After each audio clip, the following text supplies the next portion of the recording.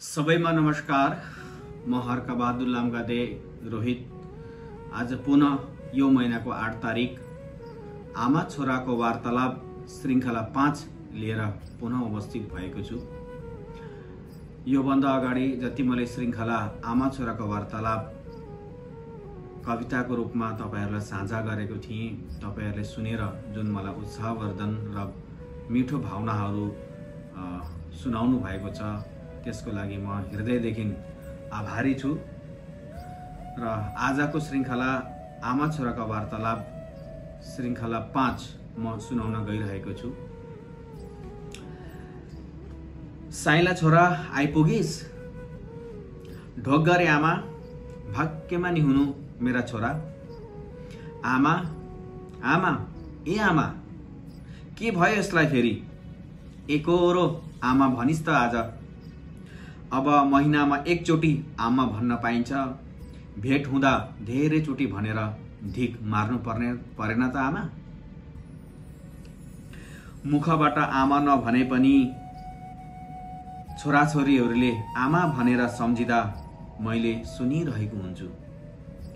अब त यस्तो ठाउँमा छु साइला छोरा कि मनले आमा भनेको क्षणभरमै सुनिहाल्छु। बुझे आमा, तर बुझ्नु र यथार्थमा अन्तर भइहाल्छ नि। यहाँ हुँदा आमा भनेको र आमा बसाइ सरेपछि मनमा नै आमा भन्नुमा निकै अन्तर हुँदो रहेछ आमा। हो साइला, तेरो कुरा पनि सही हो, तर जीवनको यथार्थ बुझ्नु अनि सत्य घटेकोलाई पचाउने क्षमता पनि त बढाउनु पर्यो। यही प्रक्रियामा छु आमा। आमा, यो पनि त सत्य हो, जीवनका अतीत सम्झनाले जीवनका गोरेटोमा अगाडि बढ्न सजिलो बनाउँछ, हिम्मत दिन्छ। भनौ आमासँग बिताएका समय, आमाले भकारी भरिदिएको माया स्नेह सम्झेर जीवन सजिलै जीवन काट्न सम्बल दिँदैछ र दिनेछ। मेरो छोरो पनि निकै ज्ञानी भएछ है। यही सच्चाइ हो छोरा। यसरी नै जीवन निर्वहन गर्नु, जसरी तिमीहरूले मलाई सम्झिरहेका हुन्छौ। म यहाँ कल्पना भन्दा टाढा भएकीले पनि सम्झनाको रूपमा आशीर्वाद पोखिरहेकी हुन्छु।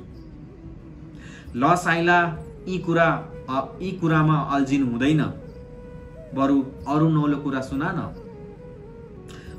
नौलो कुरा भन्दा आमा, म भर्खरै नेपाल पहाडमा गएर आएको हुँ। हाम्रो जिजु बाजेको ठाउँ ताप्लेजुङ होइन आमा, खातबारी गएको थिए। यो कता पर्यो फेरि?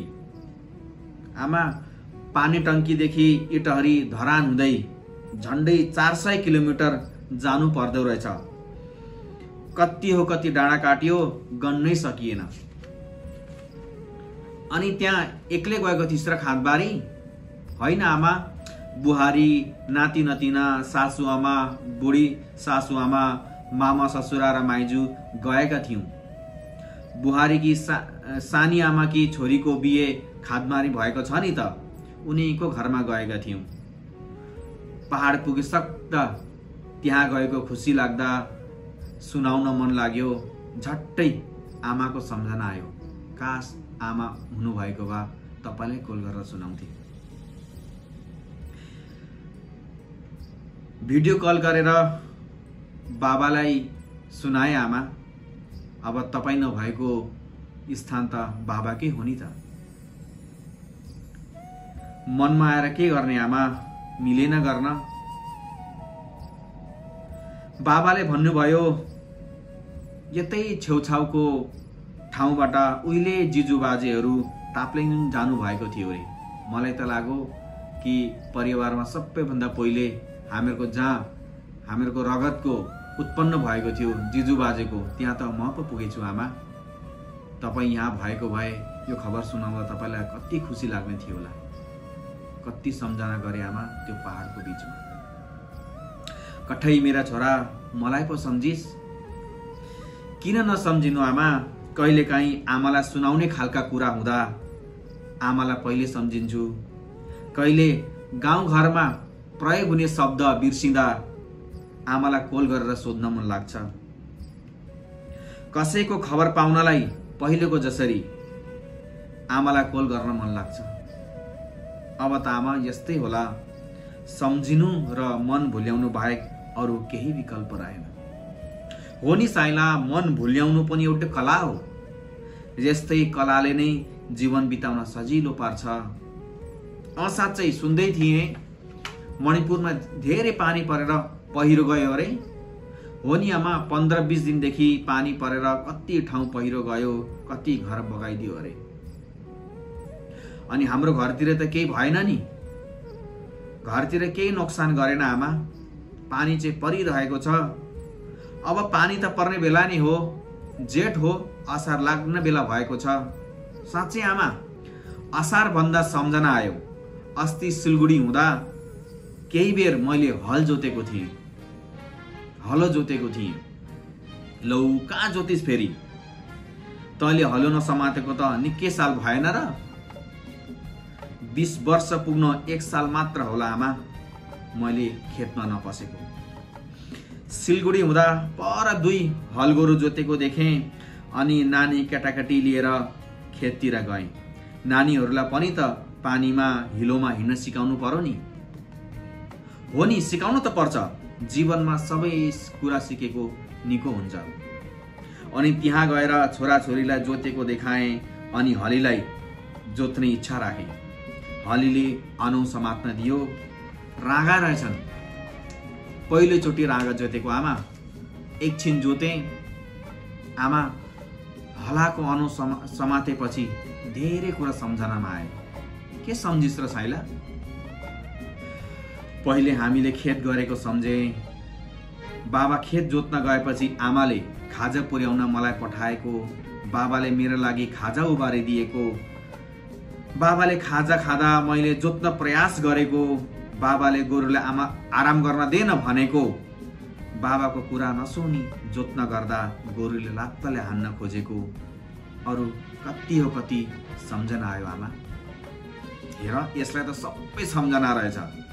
अनि एक दिन तर म 1 रोपारको मेलो रहेको, भोलिपल्ट मैजारा गर्न गएको सम्झना छ। किन नहुनु आमा? म आमाको पुच्छर त थिएँ। आमासँग काम गर्न यताउता म नै हिँड्थेँ। रहेको मेलो रोप्न आमाले मलाई लिएर जानुभयो। बाटोमा दोकानदेखि आमाले क्वापान लिनु भएको थियो। मैले कहिले पान खाएको थिएन। आमाले आज खा भन्नुभयो। अनि आमा छोराले पान खायौँ। अनि खाँदै खाँदै खेत पुग्यौँ आमा। अनि तैँले चक्कर लाग्यो भनिस्, एकैछिन पनि रोप्न सकाइनस्। खेतको छेउ रगमणी चौरमा सुतिहालिस्। त्यही त आमा, चक्कर आयो, पहिलोचोटि खाएर होला। अनि लमतन्न भएर सुते, आकाशतिर हेर्दै। केही छिनमा निदाइछु। उड्दा आमाले अघि मेलो सिध्याउनु भएको थियो। हो नि साइला, अहिले सम्झिँदा पनि त्यो समयको माया लाग्छ। फेरि त्यही हिलो मेलो, खेत पानी झरी बादलसँग लडीबडी गर्न मन लाग्छ। हो नि आमा। तर आमा, सबै समयले गराउँदो रहेछ। अहिले हामीलाई हिलोसँग खेल्न अवसर पाइँदैन त। पाइयो भने पनि त्यही केही क्षणको रहर मात्रै हो। करले गर्नु र रहरले गर्नुको बीचमा धेरै यात्रा लुकेको हुँदो रहेछ आमा। हो नि साइला, जीवनको यही यात्रा यहाँ आएर टुङ्गिन्छ, जहाँ म बसै सरेर आएको छु। अनि आमालाई मन लाग्यो भने त्यहाँ खेतीपाती गर्न मिल्दैन। आमाको अहिले मनको कुरा भन्नुहुँदै थियो, त्यो धिक मार्न मिल्छ होला त? कहाँ मिल्नु हौ छोरा? यो परलोक अलौकिक ठाउँ हो। यहाँ पृथ्वीको जस्तो केही हुँदैन। पृथ्वीबाट तिमीहरूले दिएको पिण्ड र जलले हामी तृप्त हुन्छौँ। तैँले यहाँको कल्पना गर्न सक्दैनस्। अनि मैले भन्नुभन्दा पृथ्वीको भाषामा वर्णन गर्ने शब्द छैनन् यहाँको। यहाँको भाषामा वर्णन गरे भने तैँले बुझ्दैनस्। त्यही त आमा। अनि साँच्चै मैले त बिर्सिएछु। आमाले बसाइ सरेको आज ठ्याक्कै 5 महिना भयो आमा। हो नि साइला, हामीले यो भावनाको भवनमा गफ गरेको पनि आज 5 महिना भयो। यसरी महिना गर्दा गर्दै वर्ष बित्छ, वर्षदेखि दशक बित्छ। आफ्नो समयको अन्तिम क्षण आएपछि हामी त म र सबै सम्झनाका सागरमा तैरिनेछौँ। आमाले बसाइ सरेपछि कति गहिरो कुरा गर्न लाग्नु भयो है। दिमाग नै दुखुला जस्तो गर्छ कुनै कुनै कुराले त। अनि आमा सानी दिदीसँग कुरा हुँदा दिदीले आमालाई सम्झिरहेकी हुन्छ। मलाई थाहा छ छोरा, उसो भए आज माइली छोरीको लागि खबर लगिदिए। हुन्छ आमा, भन्नु त के खबर लगिदिउँ सानी दिदीलाई?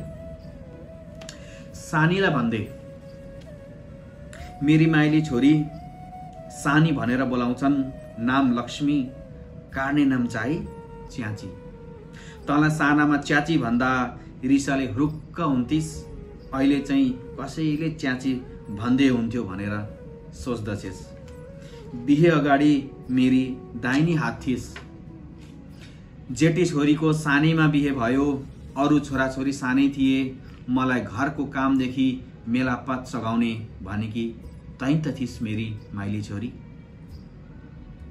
म तेरै भरमा हुन्थे, तैँले नजानेको काम केही थिएन। भाइ बिना पनि तैँले हुर्काइस्।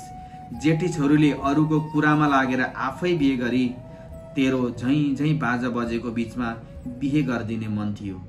तँलाई पनि के को दशा लाग्यो आफै बिहे गरिस्।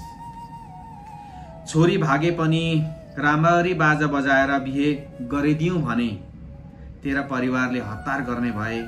यता बाबा काकाहरूले पनि ढिप्पी गर्नु भएन। मेरो मन कति खिन्न र दुखी भएको थियो। अझै पनि यो मनमा खिन्नता छ। म दुखी हुने भएर मन्दिरमा बिहे गरिदिँदा म गइनँ। बिहेको कर्मकाण्ड सकेपछि मन्दिरबाट तँलाई लिएर जान लाग्दा बिहे गाडी हेर्न बाटोमा कुरिरहेको थिएँ। तेरो झल्को देखेपछि सहन नसकेर भुर्रुक्क लडेको थिएँ छोरी। निकै बेर रोएँ म। राम्रो घरमा बिहे भएर गइस् र मन भुल्याएँ।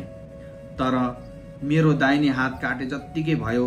घरको बाहिरको गाईबस्तु मेलापात गर्न त गएपछि निकै साह्रो परेको थियो छोरी। जै सोझा र असल पाइस् त्यसैमा ढुक्क थिएँ। जेठी नाति जन्मिएपछि फेरि हामीबाट त टाढा भए जस्तो लाग्यो। क्रिस्चियन धर्ममा लागिस् नि त।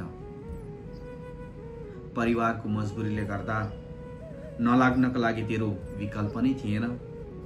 जम्मा 2 दशैंमा मात्र टिको थाप्न आइस्। फेरि कहिले आइनस् मेरी माइली छोरी। तेरो धर्मले अक्षतालाई अछुत भनिदियो। के गर्थिस् र? समय यस्तै हुँदो रहेछ, समाज यस्तै हुँदो रहेछ। दशैं तिहार तीजमा मन कति खिन्न हुन्थ्यो मेरो। तँलाई कसरी भन्नु? सायद तँलाई पनि हुन्थ्यो होला र अझै पनि हुँदो हो। छोरी अहिले म परलोकमा छु। अब म धर्म जाति समुदायबाट भिन्न छु, निष्काम छु। अघिका कुरा पृथ्वीमा हुँदाको मेरो अनुभव थियो। अहिले यहाँ बसाइसरेपछि पृथ्वीको धर्म जाति र समुदाय बीचको लरालर हेर्दा मलाई हाँस्न मन लाग्छ। बसाइसरेर यहाँ एकै ठाउँ आउने हो। प्राण निस्किसक्दा ऊ स्वतन्त्र हुन्छ, संसारका सबै बन्धनबाट मुक्त हुन्छ। यहाँ धर्म न जात न समुदाय, सबै एउटै ईश्वरका सन्तानको रूपमा बस्छौँ। पृथ्वीमा मात्र हो जीवनलाई सरल, सहज, नियमित, कोमल र विकसित बनाउनलाई सज्जन र आध्यात्मिक आत्माले देखाएको बाटोलाई थरी थरीका नाम दिए।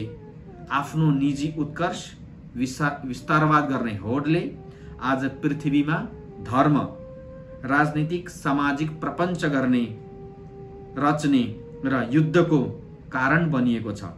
यो मात्र कहाँ हो र? धर्मको नाममा दुनिया ईर्षा र घृणाको गर्तमा डुब्दैछ। छोरी त जेमा छेस सही छेस, तर धानको खेतमा धान लहलाउँदछ। धानको बीचमा गहुँ रोप्यो भने पोसाउँदैन। हामी जन्मेको, हुर्केको, सिकेको, खेलेको, जानेको, बुझेको भने धानको खेत हो। गहुँ भएर बस्दा अप्ठ्यारो हुन्छ जो तैँले भोगेकी छेस। चाडबाड, बिहे, पूजा आजा, मरौमराउमा असहज हुँदा मलाई यहाँ आए पनि तेरो पीर लाग्छ। सांस्कृतिक रूपले परिवारको अस्तित्व बिलाउँछ कि भन्ने अर्को पीर हो। के गर्ने छोरी, यहाँ भएर मेरो हेर्ने दृष्टिकोणमा समानता आए पनि पृथ्वीमा बाँच्न र त्यहाँको अनुरूप चल्न सजिलो हुन्छ। यहाँको लोकमा आएर नै एक रूपमा हेर्ने मेरो ज्ञान आयो। त्यही भएर मेरो क्रिया हुँदा सबैले मेरो निम्ति जल तर्पण दिए। एकै कोखाको रगतबाट सबैबाट पाएको बेला तेरो जल पाइन, तँलाई भिन्न पाएँ छोरी। अनि तेरो सपनामा आएर 3-4 चोटि तँसँग पानी मागे। धर्म हेर्थे भने मैले तेरो छेउ आउँदिन थिएँ, जल माग्ने थिइनँ। तैँले हामी पहिला बसेको ठाउँ पुखौ घरको खोलामा 2 अन्जुली जल तर्पण दिएपछि म सन्तोष भएर यहाँ बसिरहेको छु छोरी। कोखाको सम्बन्ध र सम्बन्धप्रतिको माया र कर्तव्य भन्दा ठुलो धर्म यो पृथ्वीमा अरू केही पनि छैन मेरी माइली छोरी। यसैको प्रमाण तैँले पनि त दिइस्। म बसाइ सरेको 3-4 दिनमा तैँले आफ्नो गिर्जा घरमा गएर आफन्त भेला पारेर मेरो आत्माको शान्तिको लागि आफ्नो भगवानसँग प्रार्थना गरिस्। म धेरै खुसी भएको थिएँ छोरी, धेरै भएको थिएँ। जहाँ छेस तँ सही छेस। समय, परिस्थिति र लोक व्यवहारले एक रूपता तेरो जीवनमा फेरि दिन्छ भन्ने मेरो विश्वास छ र मेरो इच्छा पनि हो। माइली छोरी, अब छोडी समाजका कुरा। ज्वाइँ, नातिनी, नातिहरू सबै सन्चन छन् नि? मजाले ख्याल राखे सबैको। तेरो होटल मजाले चलाइरहेकी छेस। आउने ग्राहक तेरा भगवान हुन् र तैँले उनीहरूको भोकलाई तृप्त गर्नु तेरो धर्म हो। बाँकी तेरो होटल मजाले चल्दैछ। मेरो आशीर्वाद तसँग सधैँ साथ रहनेछ मेरी माइली छोरी। साइला, खबर त लामो भए जस्तो छ है। फेरि बिर्सिन्छस् नै दिदीलाई सुनाउन। फेरि कुरा बटार्दै नसुनाए। जे भने त्यही सुनानी। आमा, तपाईँ बन्दै चिन्ता नगर्नु। जे भन्नुभयो त्यही सुनाइदिन्छु। अब सुनाएको बेला शब्द र भाव यताउता भयो भने दिदी हो माफ गरिदिइहाल्छे नि। आखिर सिधा छे, सोझी छे, भाइलाई माफ गरिहाल्छे नि। ल त साइला, जानु पर्यो। आमा, एकैछिन त। आजभोलि सपनामा आउन छोड्नु भयो त? सबैको सपनामा जानु हुँदो रहेछ। बहिनी मधु, निलुले भन्दै थिए अस्ति निलुको सपनामा गएर साक्षात दर्शन दिनुभयो रे। उसलाई त साँच्चीकै जस्तो आएर आशीर्वाद दिएको लाग्यो रे आमा, मलाई सुनाउँदै थिए। साइला, तँसँग त महिनामा गफ भइरहन्छ, भेटिन्छ। अरूलाई पनि त समय दिनु पर्यो। नातिन, आउँछु नि एक दिन। ल हुन्छ आमा, समय भयो भने जानुहोस्, म पनि जान्छु। यसरी नै जहाँ भए पनि माया दिँदै गर्नु, आशीर्वाद दिँदै गर्नु। आमाको महसुस सधैँ गरिरहेका छौँ हामीले यहाँ।